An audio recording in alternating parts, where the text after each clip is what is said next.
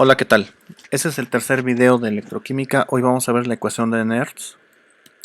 Recapitulando lo que se vio en las presentaciones anteriores, ya vimos las reglas generales de la solubilidad e insolubilidad para la mayoría de los compuestos. Vimos que la Kps, que es la constante de solubilidad, se puede calcular de manera similar a la constante de equilibrio, donde la reacción que se lleva a cabo es la disociación de una sal en agua. Esta sal tiene que ser completamente metálica, de tal manera que entonces la constante de solubilidad es igual a la concentración de los iones metálicos elevados a la potencia a la cual se encuentran presentes en dicha sal, multiplicado por la concentración de iones no metálicos elevados a la potencia de la cual es el coeficiente del cual se encuentran también en dicha sal. También vimos que la concentración de algunos iones afecta a la solubilidad de otros siempre y cuando compartan el grupo químico. Esto ocasiona que, por ejemplo, una sal que sea muy soluble ocasiona la precipitación de otra que sea muy poco soluble siempre y cuando compartan el mismo grupo. Y esto sucede incluso en hidróxidos, sobre todo cuando son hidróxidos metálicos que no pertenecen a la familia 1A, que son muy poco solubles. Entonces la solubilidad de dichos hidróxidos disminuye drásticamente al aumentar el pH. Y bueno, ahora vamos a estudiar el efecto del pH sobre el potencial de reacción de una reacción química que sea del tipo redox. Y bueno, para eso vamos a recordar primero lo que es la espontaneidad de una reacción. La espontaneidad nos dice qué tan factible es o qué tan probable es que pueda ocurrir una reacción en las condiciones que se están trabajando. De hecho, para calcular la espontaneidad se necesitan especificar mucho las condiciones termodinámicas en las cuales ocurre. Y bueno, esta espontaneidad se mide como la liberación de energía al ocurrir dicha reacción. Esta medición de energía se mide principalmente como calor, trabajo o incluso voltaje. Una de las formas más comunes de medición de la espontaneidad es como la energía libre de Gibbs, donde la energía libre de Gibbs o delta G se calcula como el cambio en la entalpía, es decir, el trabajo que se puede realizar, o una síntesis química donde se almacena energía, menos un cambio en la entropía por la temperatura, es decir, un cambio en el calor. Bueno, para fines del tema solamente estudiaremos el efecto del pH en el potencial de la reacción. Y bueno, antes de entrar de lleno con el tema necesitamos recordar la reacción que tienen algunos óxidos con el agua. La mayoría de los óxidos metálicos al reaccionar con agua generan hidróxidos. Por ejemplo, aquí tenemos la reacción de hierro 3. Aquí también tenemos la de hierro 2. Ambos al reaccionar con agua generan sus respectivos hidróxidos. Hidróxido de hierro 3, hidróxido de hierro 2. Las reacciones anteriores no son redox, pero van de la mano con las reacciones redox. Entonces, por ejemplo, para sintetizar, para generar el hierro 3 a partir de hierro 2, se necesita media mol de oxígeno. De esta manera, esta reacción sí es redox. Y bueno, también otro antecedente que necesitamos retomar es que el agua se puede descomponer químicamente hablando en 2 protones más medio mol de oxígeno más 2 electrones. Y bueno, cuando nosotros en una reacción química descomponemos el agua que puede participar en ella, pues sobre todo con hidróxidos, en 2 protones, estos protones directamente afectan la concentración de iones positivos en el medio. Esto se ve reflejado directamente como pH cuando sacamos menos el logaritmo de la concentración de dichos protones. Bueno, juntando las reacciones anteriores tenemos esto.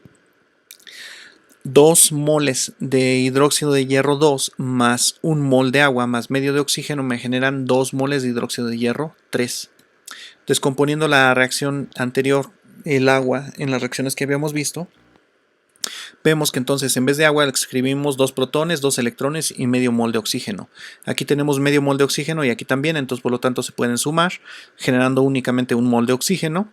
Ahora resulta que todos son divisibles entre 2, simplificando, todos quedan con coeficiente de 1, excepto el oxígeno, cuyo coeficiente era 1, entonces al dividir entre 2 queda como 1 medio. Y entonces esta es la reacción simplificada de la formación del hidróxido de hierro 3 a partir de hidróxido de hierro 2. Y bueno, calculando la constante de equilibrio de dicha reacción, entonces queda, la constante de equilibrio es igual al cociente de la concentración de hidróxido de hierro 3 entre la concentración de oxígeno elevado a la 1/2, porque ese era su coeficiente, multiplicado por la concentración de hierro 2, de hidróxido de hierro 2, multiplicado todo esto por la concentración de protones. Estos tres elementos están en el denominador, entonces si sacamos logaritmo, estos tres se estarían restando. Para fines únicamente de la presentación y del estudio que estamos realizando, vamos a sacar únicamente a este restando, como menos el logaritmo de la concentración de iones hidronio. Entonces, estos protones, al sacar el logaritmo, directamente lo podemos escribir como pH. Y entonces así vemos que entonces la constante de equilibrio se ve modificada por el pH al cual se lleva a cabo dicha reacción. Ahora sí, vamos a entrar de lleno con la ecuación de Nernst. Se emplea para calcular el potencial de reducción de un electrodo que no se encuentra en condiciones estándar. Fue formulada por primera vez en 1889 por Walter Nernst. Y esta es la ecuación donde dice que el potencial que tenemos en el electrodo para llevar a medir la reducción es igual al potencial estándar menos la constante R de los gases, la temperatura en Kelvin, el número de electrones que están intercambiando, la constante de Faraday y el cociente estequiométrico de la reacción, que es el que habíamos visto anteriormente. Y bueno, vamos a hacer un ejemplo y dice: calcular el potencial de hidrólisis del peróxido de hidrógeno. Si tenemos peróxido, lo unimos con 2 protones, 2 electrones y me van a generar 2 moléculas de agua. Si se hace hidrólisis controlada en condiciones fisiológicas, tenemos que entonces la concentración de peróxido es de 0.2 milimolar, la concentración de agua contenida en un litro de agua es de 55.5 moles, es decir, 55.5 moles por litro o 55.5 molar. El pH, como son condiciones fisiológicas, debe estar aproximadamente en 7.2, por lo tanto la concentración de iones hidronio es de 10 elevado a la menos 7.2. La temperatura también es de 37 grados centígrados, es decir, 310.15 Kelvin. Ahora, para esta reacción en específico, el potencial estándar es de 1.77 volts.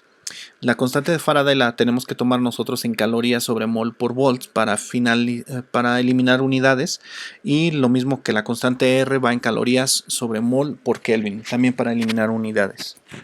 Entonces, sustituyendo en la ecuación de Nernst, aquí sustituimos el potencial estándar, que es de 1.77, la constante R 1.987, la temperatura 310.15, aquí están sus mismas unidades, N, que es el número de electrones que se están intercambiando, que aquí vemos que son 2, entonces aquí va N, que son 2 electrones, la constante de Faraday, que son 23.040 calorías sobre mol por electrón.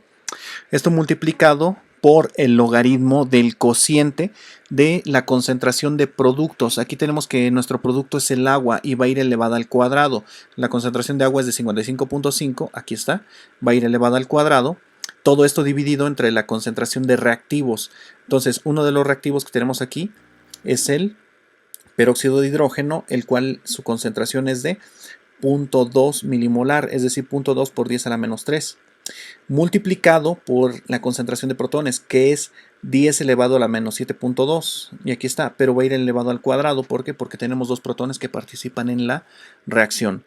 Simplificando todo este cociente y todo esto en unidades, todas las unidades, calorías con calorías se van, mol con mol, Kelvin con Kelvin, electrones con electrones, y solamente nos van a quedar volts como unidades.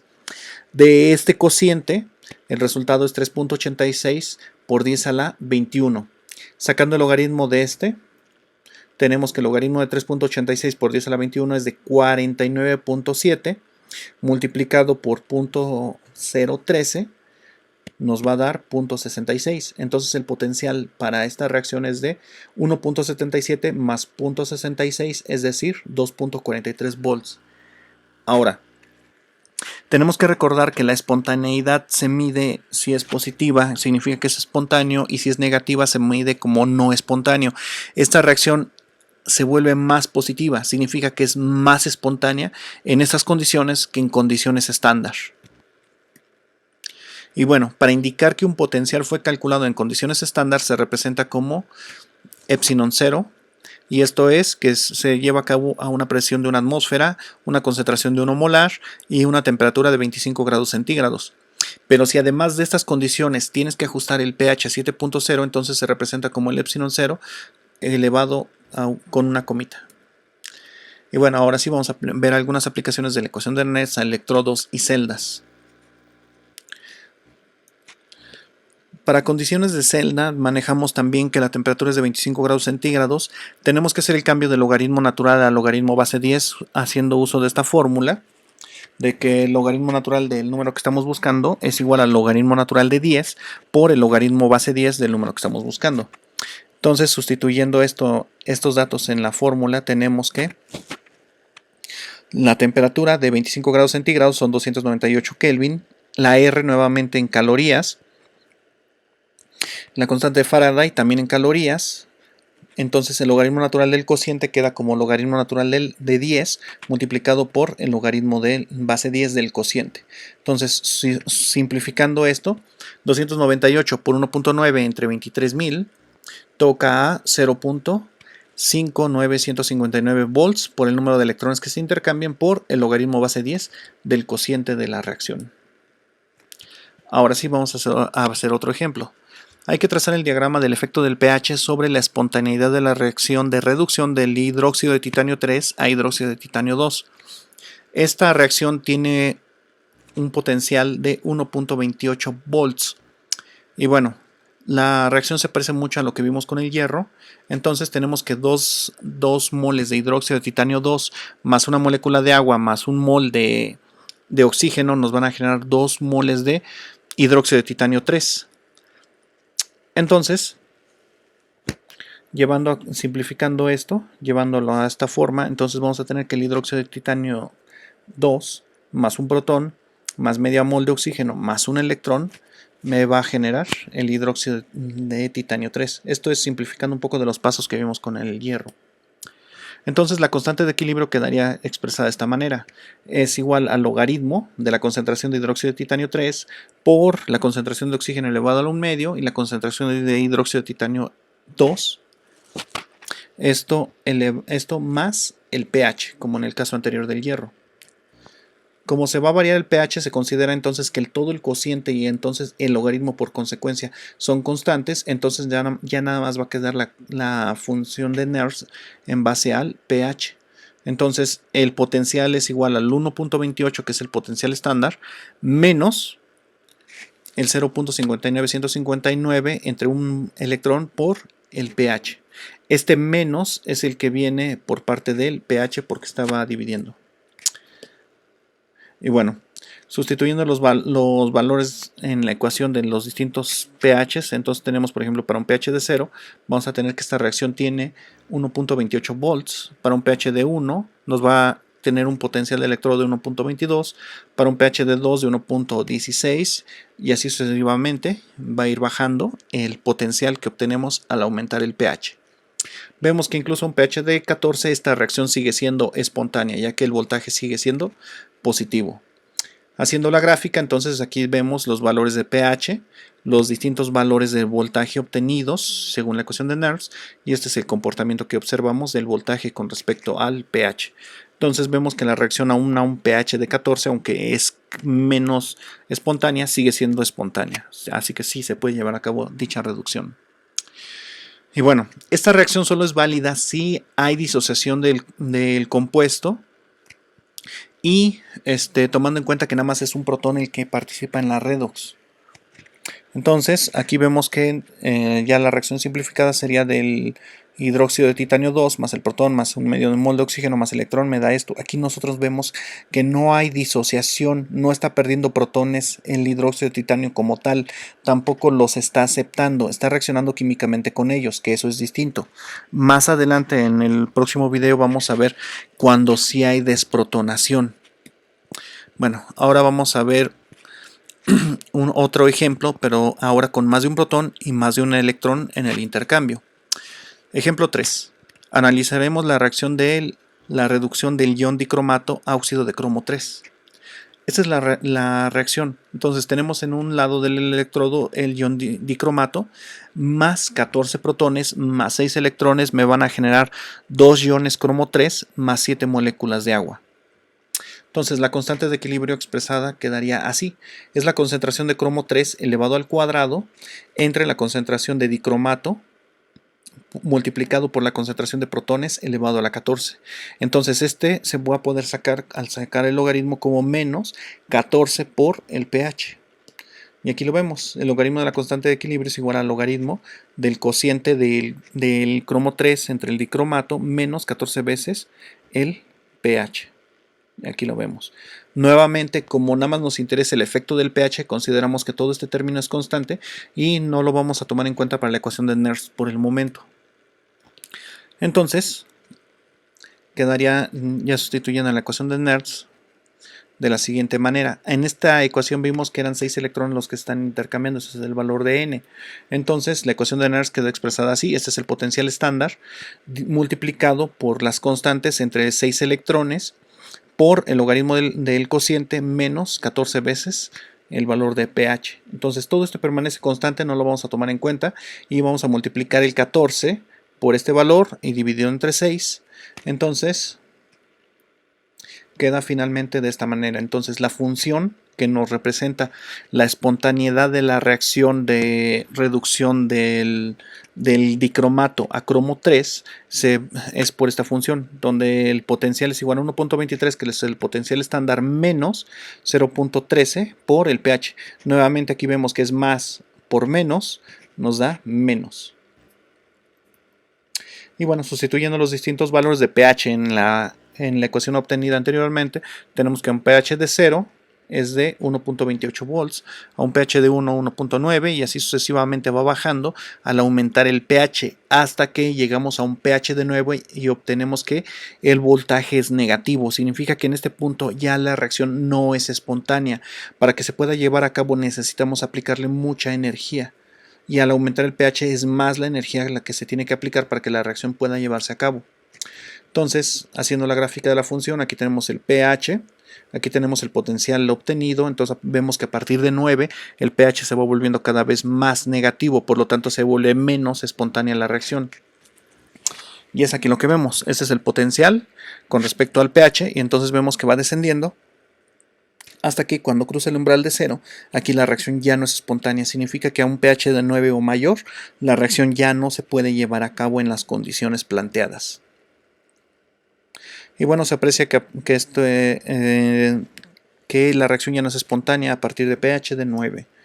Nuevamente, el comportamiento anterior solo es válido cuando no hay desprotonación debida al pH. Y es importante saber que escribir la reacción en forma iónica es muy importante, ya que si se escribe en la forma tradicional difícilmente se puede realizar el cálculo para la ecuación de Nernst. Vamos a ver el ejemplo anterior ya procesado, lo cual es un poco tedioso. Entonces vamos a partir de dicromato de amonio, el cual se puede descomponer espontáneamente en el óxido de cromo 3 más nitrógeno más 4 moléculas de agua. Entonces, generando los iones, entonces el ion amonio queda así, son dos iones amonio, queda el ion dicromato, el cromo queda con su valencia más 3, el oxígeno con valencia menos 2, el nitrógeno con valencia de 0, porque aquí queda puro. Entonces, siguiendo la descomposición de estos iones queda así, el amonio queda igual, ya descomponemos el cromo y el oxígeno. Tenemos que recordar que no debe de haber oxígeno en la reacción, entonces para ello vamos a agregar protones. Para eliminar todos estos oxígenos de la reacción necesitamos adicionar 6 protones para que se neutralicen estos oxígenos. Entonces estos 3 oxígenos con estos 6 protones me van a generar 3 moléculas de agua. Estos 6 protones también los tenemos que poner del otro lado para que no se vea alterada la reacción.